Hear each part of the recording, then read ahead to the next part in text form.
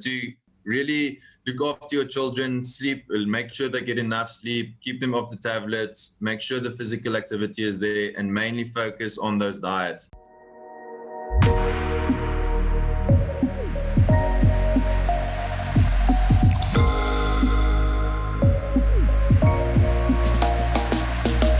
What is up, everybody? And hello from planet Earth. I'm your host, Philip. Most of you'll know me as Phil, and this is the Future Minds podcast.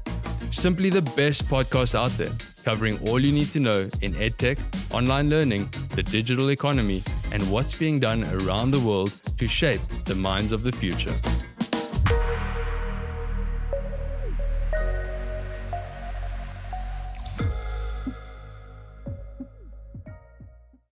In this episode, I'll be speaking with Bekker Oosthuizen. Bekker is a biokineticist specializing in neurology and the physical rehabilitation of patients with neurological disorders.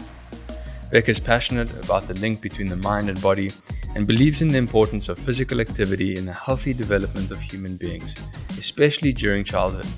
In this episode, we discuss understanding neuroplasticity, early childhood development, what a healthy diet should consist of, and how to change bad habits, and a range of other topics.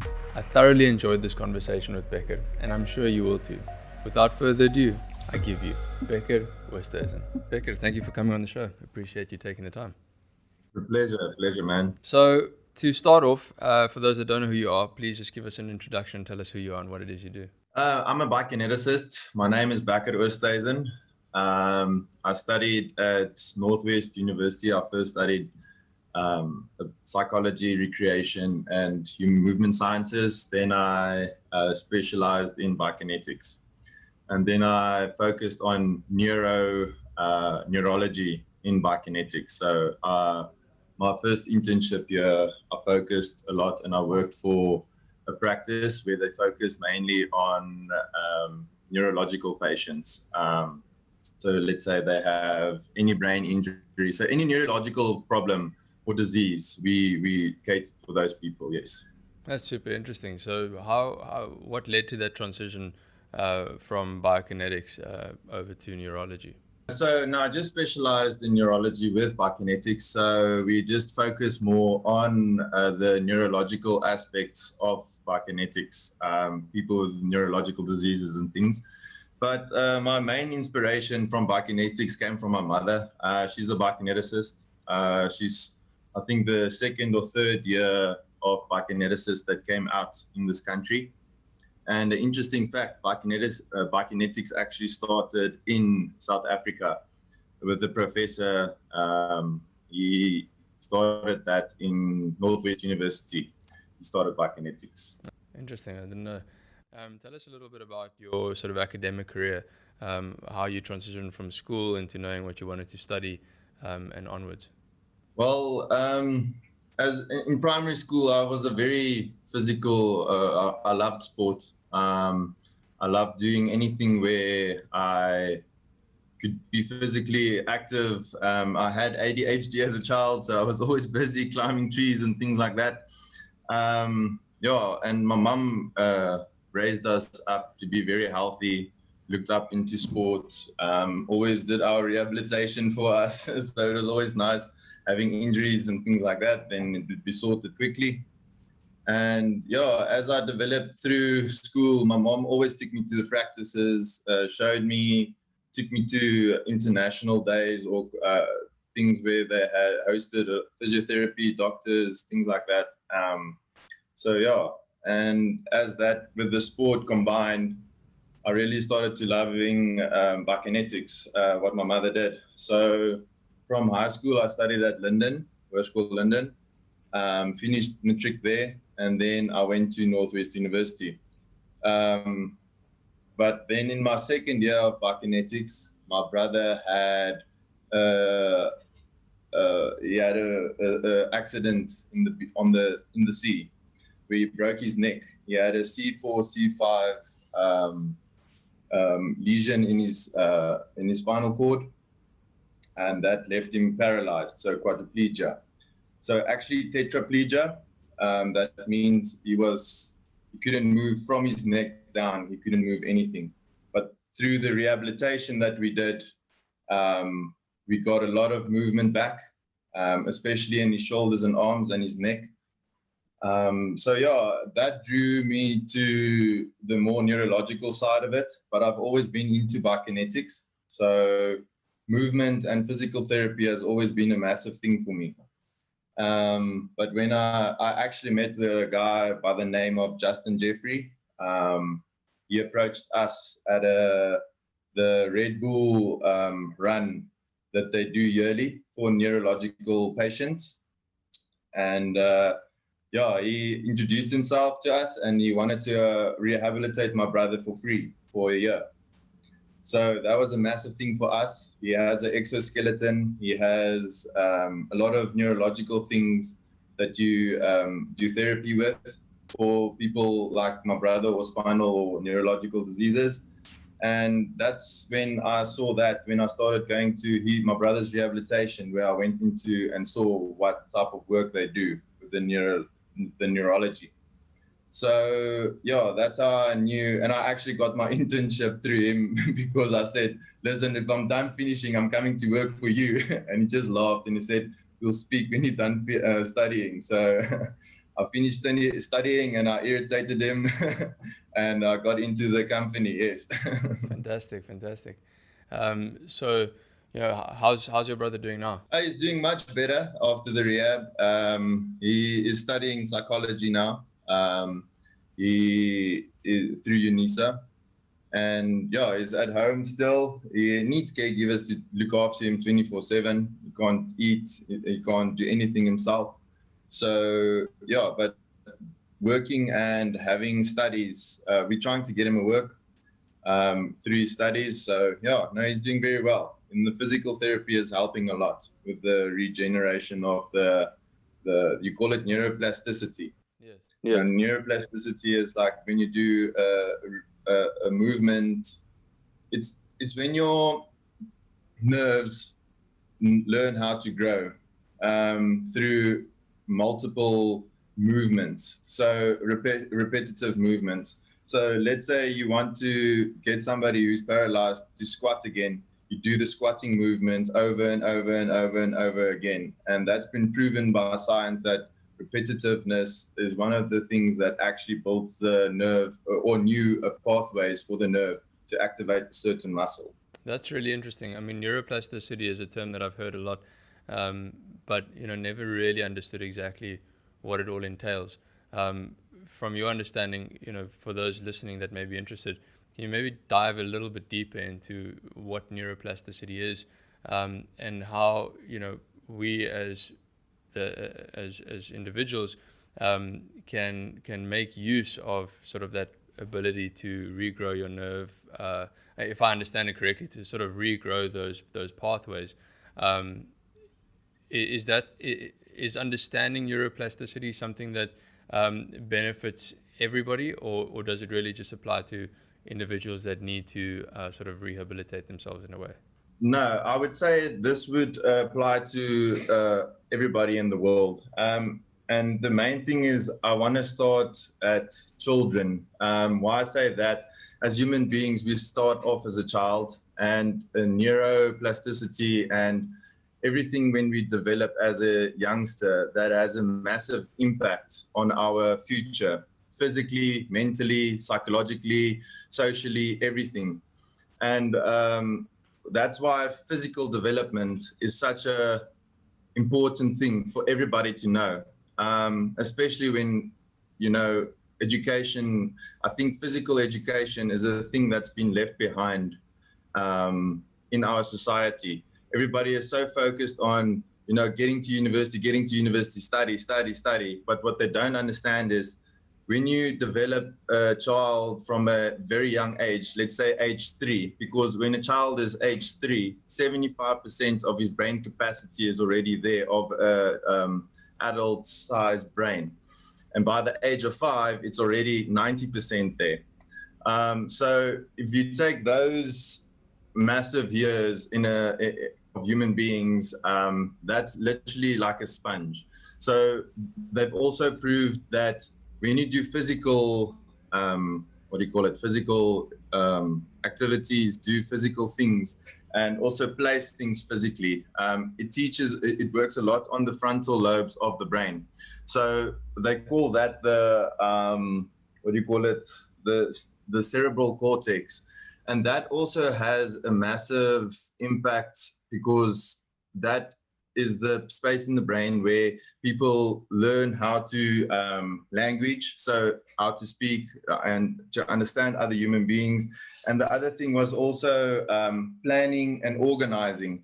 And if you want to do education and things like that, physical education, that's a very important thing in life aspect in people's lives going forward. So I would say if you're a youngster, development physically is a huge thing.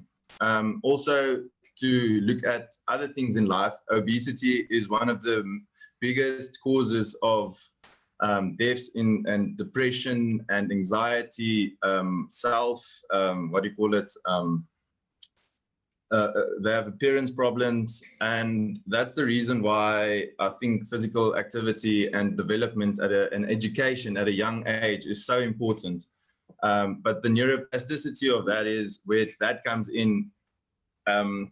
Your brain learns as or when you do something. So let's say I'm building blocks to make it very easy. If you're building blocks, you're learning how to put blocks on each other so there's balance. So you learn if you push it over or don't balance it, it's going to fall over. So that's already neuroplasticity happening there. It's new pathways in the brain that's being found. And that's important because you're like a sponge. Everything you do, you learn at that certain age. So you can say the most important years are between the ages of 2 and 7. That's the major years. They have also showed that if you try and teach a human being things that you should have taught them in that stage, it's very difficult to actually learn. So let's say they skip the process of not being physically active. That also has a big impact on their hormones and development. If you don't have the proper hormones in that age, then you're not going to develop physically, your brain is not going to develop, and you might have an obesity problem because the pituitary gland is the gland that plays with your metabolism. And if that is not developed through the hormones, the GH, because there's a massive GH, the growth hormone spike in that development stage, and GH grows all soft tissue, and that is important because also your brain is soft tissue, ligaments, tendons, anything that is in your body is technically soft tissue. So if you have a shortage of GH and all the other hormones, testosterone, estrogen, all of those things, and that gets released, and adrenaline, that gets released through physical activity, physical development.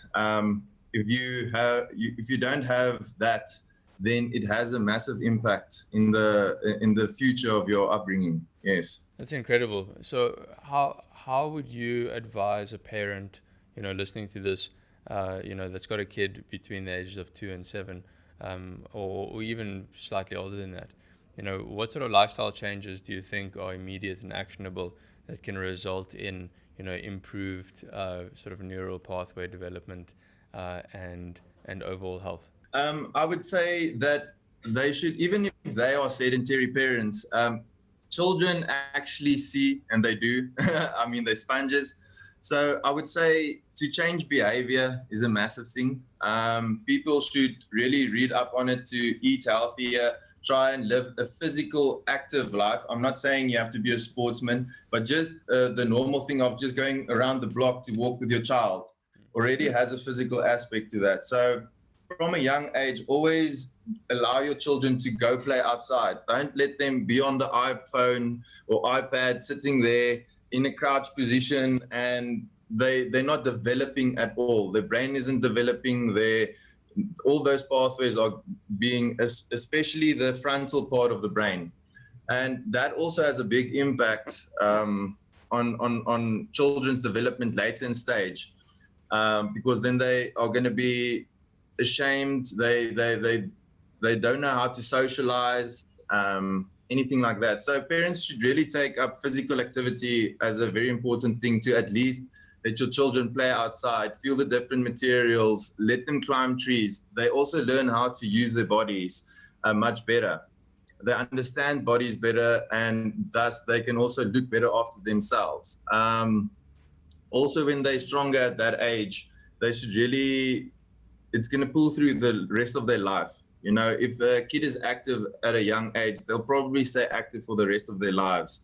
They might not do the same thing, but they will stay active and healthy. And that's a massive problem in our world these days, is obesity, inactivity, and diet. And that's one thing that has a massive impact as a child that's being raised from the ages 2 to 7, that they should learn how to eat healthy. They should learn how to do physical activity. It doesn't matter, even if it's like monkey gymnastics, you know, where they just go and play on random stuff. It doesn't even have to be a sport. So my advice would be to really let parents think about this, because it will actually raise the capacity of your brain.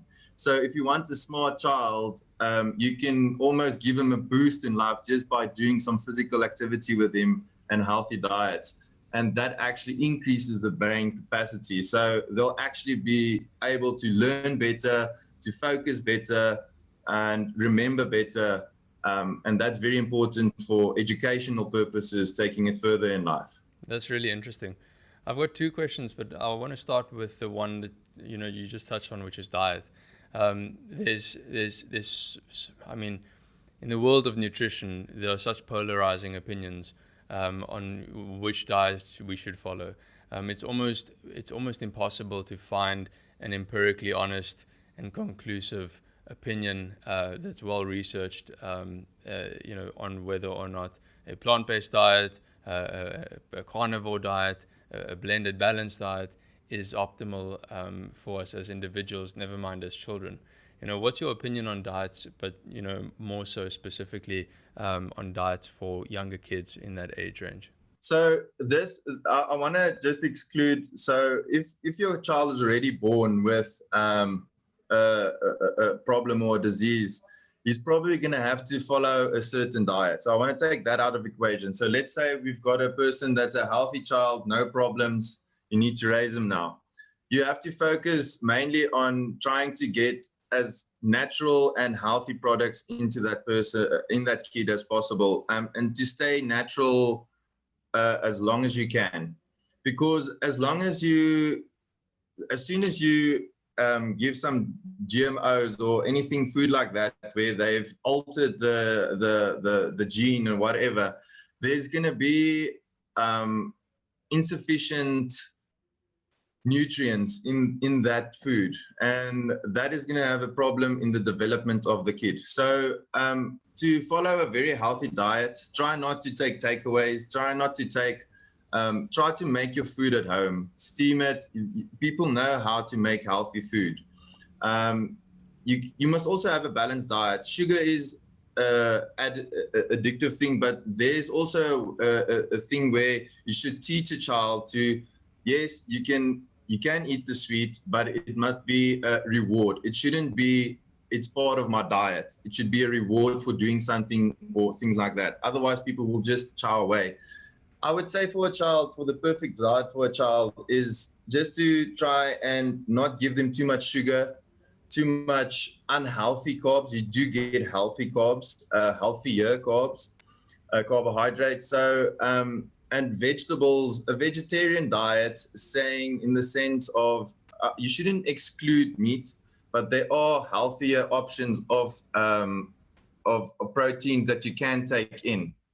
And there has been proven signs that when you follow a vegetarian diet, a lot of the people have iron deficiency, and you get iron through red meats and things like that. So you have to really also try and follow a balanced diet. And people know what is unhealthy. They know what is healthy. I mean, you look at a McDonald's chips, you'll have that chip in your car for a month, and it won't biodegrade. And when you have a normal potato, you're going to leave it outside for a day and it's going to be rotten, if you've already made it. So people really need to just take the more natural steps towards feeding their children, because that also develops much better brain capacity. You don't get spikes in your hormones with insulin, so you don't get diabetes problems. You don't get people wanting to be tired all the time. So eating healthier foods, just healthier foods, and staying away from sugars, staying away from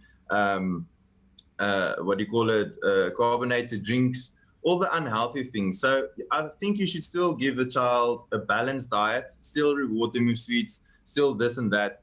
But the 75 to 90% of your diet should be like super healthy and natural, because I mean, that's how we develop the best way, is to eat all organic food. But that is also a societal problem, because now they've been producing so much food and it is more expensive. So that is definitely a problem, is the cost of food. Yeah, that makes sense. So talking about, or circling back to neuroplasticity, a lot of this has to do with habits. So you've got the sort of micro habits, macro habits, but a lot of this stuff is deeply ingrained in who we are. So how does one go about changing existing habits? Because as you say, we all objectively know what's healthy food and what's not unhealthy food. In the end of the day, you know how to make healthy food. But the thing that guides your hand to, picking up the phone and ordering that McDonald's, or going and opting for the bag of chips, it's both convenience, but it's also a habit. And looking at it from a neurological standpoint, how does one go about breaking those habits? Because looking at kids that have, through those developmental years, fallen into bad habits, either because of their parents or simply because it's just the way that things are, those formative years is very difficult to break the cycle. If you're used to eating sugars, with no consequence, it becomes a thing that you carry into adulthood, and it's simply a habit thing. And I guess I'm going on a tangent here, but I've always sort of thought about this question in the context of people saying, well, some of it's just genetic. You're obese because it's your parents are obese, and I think that a lot of those genetics is not actually down to the biochemistry. It's more down to decision making and lifestyle choices. That's genetic. If your parents are the ones that are eating fast foods and heavily processed foods, that's the example that you have. And that's not genetic. But I think that plays a much bigger role than pure quote unquote genetics. Yes, no, that's very true. It's definitely a discipline thing for me. And you can see it also in people who usually have those bad habits. They somewhere in they don't have discipline in some way in their life, because it's discipline to eat healthy. It's discipline to look after yourself. It's discipline to be a good person.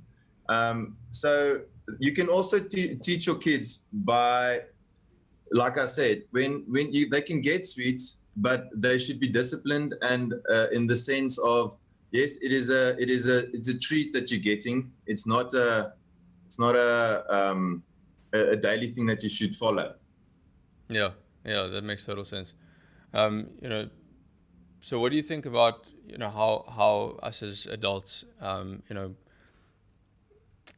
can go about? So for example, we've only recently, in the last say 10 to 15 years, started to be exposed, like that. The healthcare industry is this crazy space. Healthcare for the last 10, 15 years, probably the last 20 years, has been all over the place, in my opinion. We've gone from a world where the Atkins diet was everything that everybody needed to follow, and then we went on to this sort of like gym phase where everybody had to hit the gym and pick up weights, and that moved over to CrossFit, and then we went from CrossFit to sort of yoga and healthy living. So we continuously as a society sort of follow these trends and these fads. In your opinion, looking at it from sort of an objective academic standpoint, where would you say lies the healthier sort of lifestyle when it comes to physical activity? Is it running? Again, and I say these things because I personally am confused. I've spent quite a bit of time researching the topic, and I'm always looking at what's trending, because what's trending, has an agenda behind it, and it tends to change. One day running is good for you, the next day running is bad for you.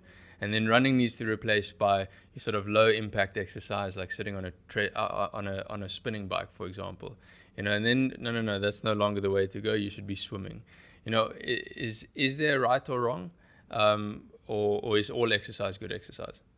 So for a general population, we as therapists really want people just to be physically active, okay? Because it has an important thing, like I said, releasing of hormones, everything like that. So physical activity alone is an important thing. So there's no right or wrong to what is right or wrong. You have to find what you love. So let's say you love doing CrossFit, okay? And that is working for you as a person. You're happy with your health. I think you shouldn't follow, it's like the rat race. People shouldn't follow the trends. You should follow what you love to do. So it doesn't matter what the thing is. If you like playing chess, you can't play chess and be physical active, even though it counts as a sport. So you have to be physically active. If you just like going to hikes, it's not competitive. It's just a thing just to go and hike. Physical activity is an important thing. But when you're hiking, just make sure that you do the full completion of that sport or that activity. So let's say you're doing hiking. It's important because your core needs to be strong. Your legs need to be strong. Your upper body needs to be strong. You're carrying bags, you're carrying water bottles. If you're carrying a water bottle that is 500 mils, that's approximately 500 grams. And carrying that and walking 20,000 steps, that's a lot of weight going up and down the whole time that you're not used to. So people, there's no right or wrong to what is healthiest for you. You must find what works for you and where you feel most satisfied by. But it's a holistic thing. So to be a healthy person, you have to be psychologically strong. So it's a mental thing. You have to be able to enjoy the sport or activity you're doing. You have to also be physically active in that sport. So it's really important just to do that, is to enjoy what you are doing and going full on in what you are doing. So if you're a CrossFit person, you're probably going to get a lot of injuries because it's not a very healthy way of exercising. But make sure that you're doing the healthy aspect of that. So do your rehabilitation, do the stabilizers, exercise extra, because just doing CrossFit isn't going to help you gain anything.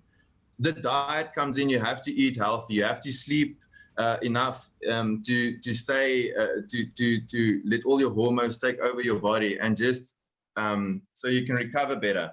So it is a whole holistic thing and view that you have to take on. So if you like going to hike, make sure that you get enough sleep, you take the right diet. It doesn't help you go hike, but you take McDonald's with you and you go do a ton of drugs up there. It's also not going to help. I'm not against people using or experimenting with that, but it's not a thing where that should be your thing to do. Yeah.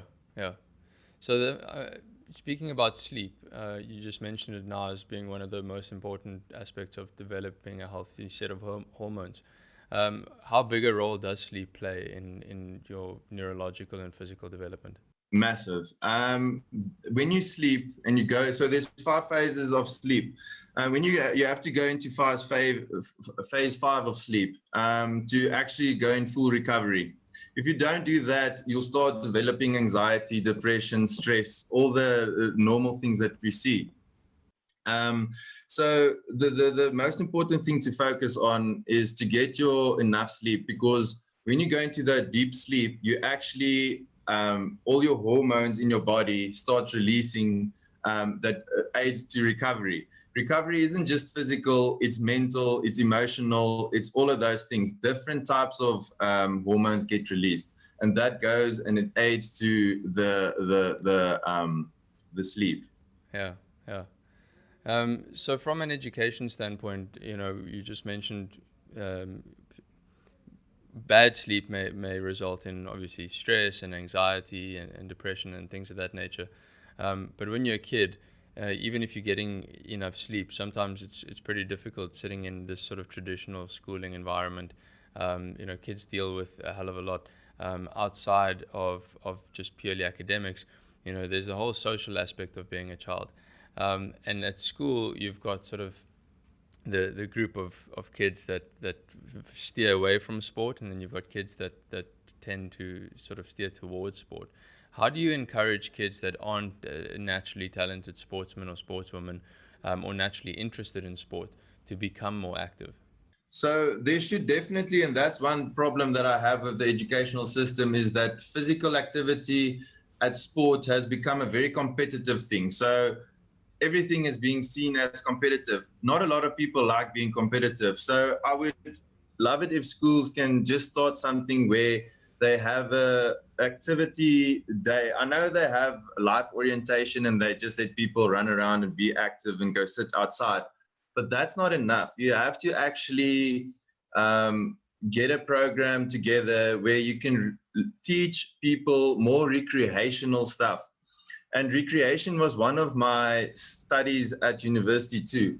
And it is actually scary how little people know about that industry. I mean, abseiling, rock climbing, trail running, all of that is recreational activities. So that would be brilliant to have an extra subject or a subject to be chosen at school, or even as an extra curriculum to be taken, so they can actually expose other kids that might not like to be competitive, or that might not be their physical sport, like rugby. I mean, it's a very physical sport. MMA is a very physical sport. So to get a program going where they can teach people of all the physical activities you can do out there. I mean, one of the biggest things in America is frisbee throwing. That's a physical activity. You walk for kilometers, you actually have to throw perfectly, things like that. So I think that the exposure to what different types of physical activities you get out there is very small. And that's a small-minded thinking of the educational system. It's very behind. Yeah. No, that's interesting because, as you say, schools are either sports focused or academic focused. And with the sports focus comes high competition, with the academic focus comes high competition, but there's not a lot of room for the kids that aren't part of either sets. So that the great thing about that, if they can create a subject, so that's learning, so that creates also a learning opportunity, but also a physical opportunity for the people to go and try it. Even if it's not being held at the school, they can also get contracted into these companies like rock climbing, abseiling, fishing, rowing, anything like that. They can get a company to these companies, and they can expose the children, at least give them the chance to explore it. And you'll see a lot more children. Actually, you get a lot of introverted people. There's a great movie that came out, The Dawn Wall. I don't know if you've seen it. No, I'll definitely put it on the list. It's a really amazing thing to watch, very inspiring. This guy is an introvert, and a lot of the people that don't enjoy doing sports are usually introverted, or they're very introverted people. And where you get rock climbing, it's a very personal sport, it's a very alone sport, things like that. They might find joy in that, because when you're alone on that rock, you're still thinking, you're still in your own world. So there's a lot of things that don't get exposed for people who might not enjoy team sports or a very competitive sport, something where they're competitive to themselves. And that's very important. I don't think that you should grow always with people. Yes, there's people that are very social and things like that, but it's very important for people to find their way of getting their physical activity up, where they also enjoy it, where they can be themselves and also be comfortable in what they're doing, because then they will enjoy the physical aspect of it, because it'll be challenging towards them. They can set their own goals and reach it at their own time. Makes total sense. The Dawn Wall, I'll definitely look for it. What was that movie's name with Alex Honnold? That was another inspiring documentary that comes to mind. Incredible strength that you need to be a rock climber. Those people are absolutely insane. I'm pretty sure if you go take an MRI scan of their brains, that there's something missing there. Yeah. Because No fear. it's alien to me what those people do. I admire them totally. I Yeah. admire them, yes. That's The incredible. strength and the balance. And that's where I wanted to also come with it, like people that want to and rock climbing is a brilliant sport to explain that to. It's physical demanding, very demanding. It is challenging. It teaches you discipline, because if there's certain movements that you need to learn, you have to perfect that before you can actually do that movement. And that also goes back into life, Yes. It teaches people to do the thing properly and then go further, and then you can complete the task in a proper way. So it has a lot of things. If you can teach a child that, he might be a very introverted person, but when you put him on the safety net so he feels safe, but he can still physically challenge himself, that teaches him a lot. So on a social aspect and for future years, yes. Yeah, I mean, there's no shortcuts. You have to take it step by step, and you have to perfect it before you can move on. And that is what physical activity and development teaches a lot of people. Well, it does teach you that. It's proven in science that if a youngster was very physically active, or he was physically doing stuff with his hands, learning those fine and motor skills, or that they will have a benefit to the people outside that haven't tried that, in a social aspect, in planning aspects of life, in organizing in life, a lot of those things. And that has a massive impact on education, because if you're not organized, if you're not disciplined, if you don't have those attributes, it's going to be very difficult to actually get education. Yes. So if there's one message that you want to leave parents, that have kids that are still in those developmental years, what would that message be? It's just to expose your children to, as much as possible, physical activity. It doesn't have to be competitive sport. You should also know your child, if they're introverted or extroverted, and that can expose them to what types of sports are out there.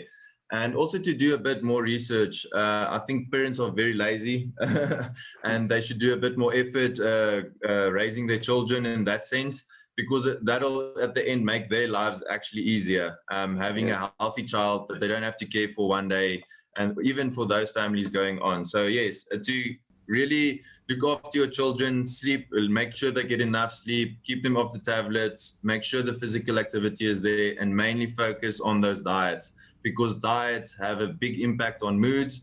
And if you're feeling great, you want to do great stuff. Powerful message. Super appropriate. So when we end off now, we normally ask guests one or two questions, and my first one to you is, what's your most gifted or recommended book? There were two books that had massive impacts in my life. It was Rich Dad, Poor Dad, and the second one was The Upside of Down. And all my medical books. I will read medical library like you won't believe. So, but I don't think that's everybody's genre. Okay, great. I'll definitely. First one I've read. The second one I'll look out for. And then, is there anything? So the last question is there anything about the education system that you believe that most people may disagree with? Yes, there's plenty of things that I think a lot of people would disagree with in the educational system.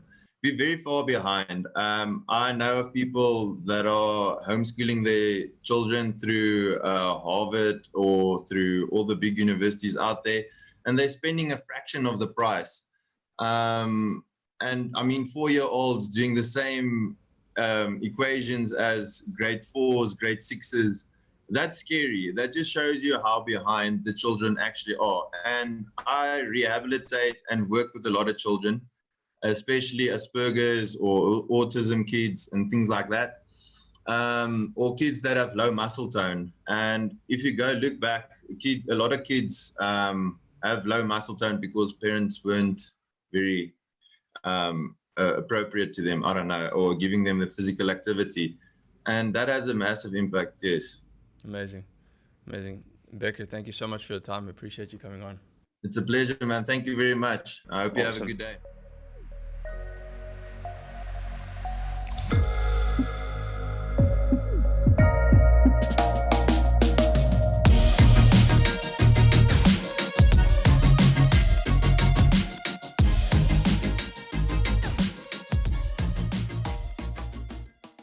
The Future Minds podcast is brought to you by Smartec. Smartec is an award-winning, intelligent, online mathematics and coding program for kids aged 4 to 14. Powered by sophisticated, adaptive AI, Smartec teaches kids math and coding from the comfort of home in as little as 15 minutes per day. For more information, visit smartec.com or download the app on tablet or iPad today.